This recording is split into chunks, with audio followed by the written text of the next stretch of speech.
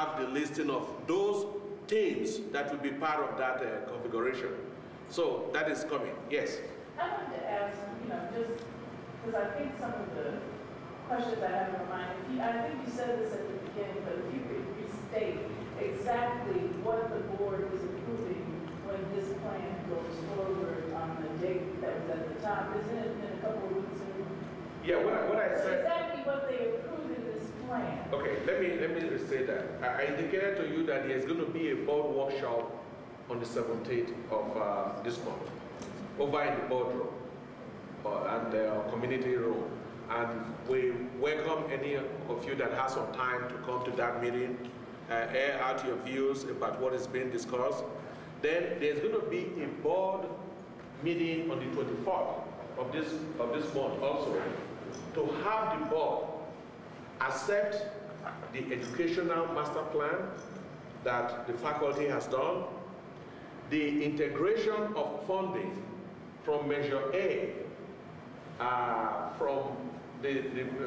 for the projects that has been identified within a 5-year period.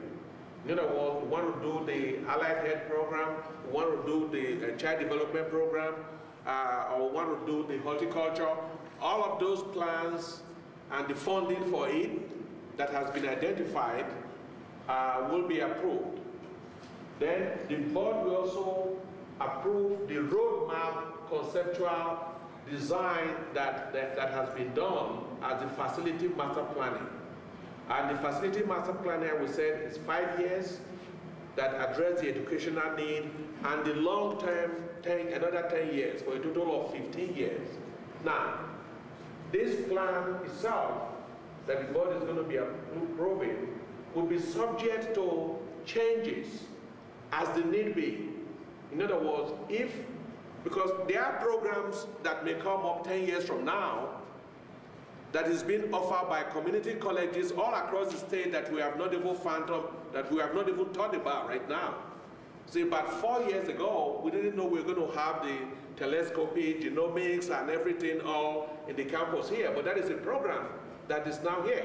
So there are going to be things that is going to bring about some changes, either in the curriculum that will drive the facilities after this approval. So it's going to be a working document for ongoing modification as it is seen necessary. So that is what is going to happen at that meeting. Yes? Well, and this is just the thought, I'm not going to be alone. This is an allied health campus. Yes. 10 years they've been talking about moving the dental system over here. The reason they haven't moved is the lady that started was still alive in Alameda, and she wouldn't let you move it. Okay. One of my thoughts is, of all the programs we have, Allied Health is a net cost to the district. It doesn't pay for itself. So you have programs like mine. In my program, we make about $700,000 profit. We know that. No, let me finish. You should make sure that anthropology and those programs get some of the choice locations on campus. The D building is not a choice. I don't care what you do. It ain't gonna be a choice location. If in fact you're down there and everything's up here, you gotta walk up the hill every day. So whatever you do, you need to program so that those programs get some choice spots other than the D building. Okay.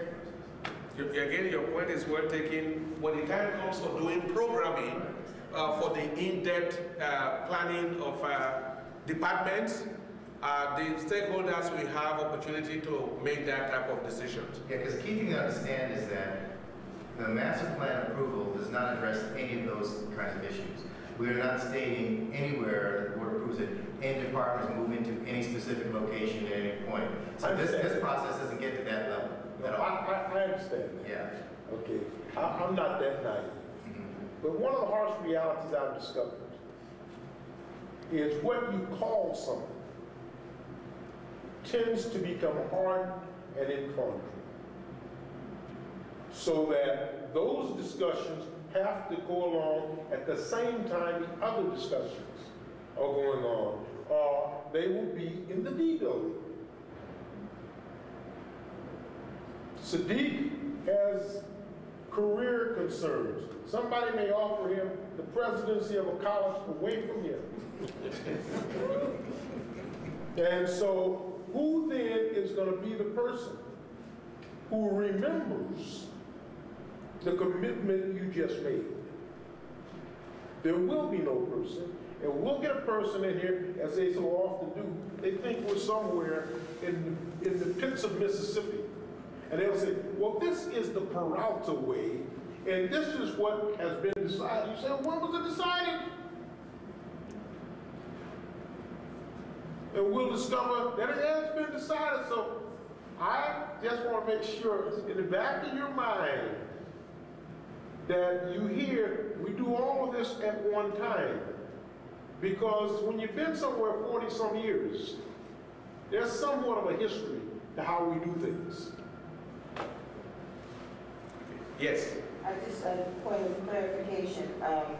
The Child Development Center is not using Measure A funds to be built. It's from the state, from a separate pot of money, correct? Let me measure. The Child Development Center will be paid 50% Measure A, and 50% from state monies.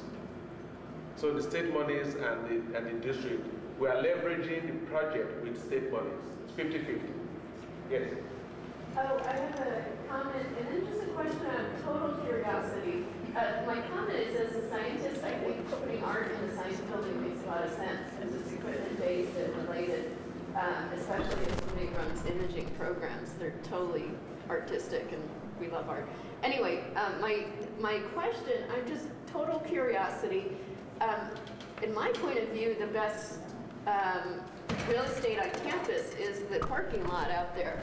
And I'm wondering why it was decided to leave it a parking lot as opposed to making it all a park or building and having the parking lots down, maybe, you know, where the new building is or something. Let me see. Just the curious. campus right now, the area that is occupied is about 22 acres of land. The remaining part of the campus land that has not been occupied is about 22 acres of land that is not occupied or used. Now, because of resources and cost, it is very difficult to be able to have, like, say, development on the other side of the street that is going to be utilizing infrastructures that are located here to drive some HVAC chill out air from here, 1,000 feet away, across the street. I mean the parking lot right there, not the one across the street. The one where you're going to put a park. Why not make it all? Like parking lot C? Yeah, that one. That one. Because from a planning standpoint, and from a design standpoint, what's problematic here in this campus currently is this sort of scatter of the buildings. And by moving things out of the parking lot, you actually continue that scatter. Rather than trying to create a campus sort of environment where the buildings begin to link together, where the buildings get closer together, where the students can interact and cross and forth, back and forth in the buildings, where you start, again, create a real kind of campus environment, as opposed to the buildings sort of spread out everywhere with just acres of nothing in between. That's essentially what, because we did think about that, because you're right.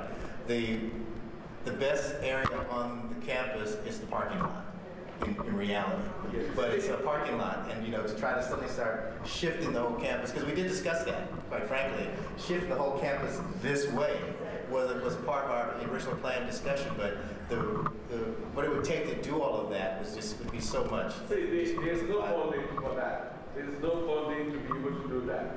We want to encourage density, proximity of classes to the other, so you don't have to walk too far before you get to your next class. So proximity and funding was one of the primary considerations. Yeah. I wanted to say something, because I was sitting here trying to be very quiet, but everything that's done is like when we first started the meeting. This is a master planning session. This is not a master plan. So this is about